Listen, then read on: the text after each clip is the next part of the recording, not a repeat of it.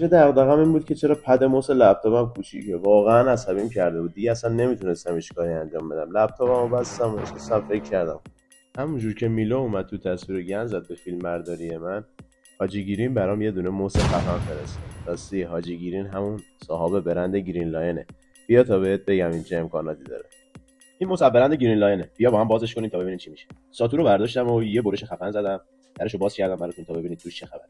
اولین چیزی که از این موس خیلی جلب توجه میکنه اینه که خیلی خفنه و طرش ارگونومیکه. واقعا من حال کردم با طرش. اونا که کارهای روزمره و گیمینگ. نگاه کن رخو، وای من قشنگ شبیه یه موس فضایی میمونه.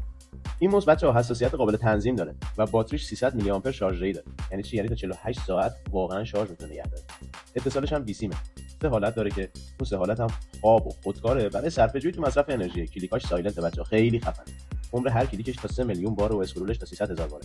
اینم دانگل بلوتوثش هستش. این یکی هم که کابل شارژر تایپ سی هستش. خیلی خفنه. تمام. حالا دیگه با این موس من تا فردا صبح میشینم طراحی میکنم.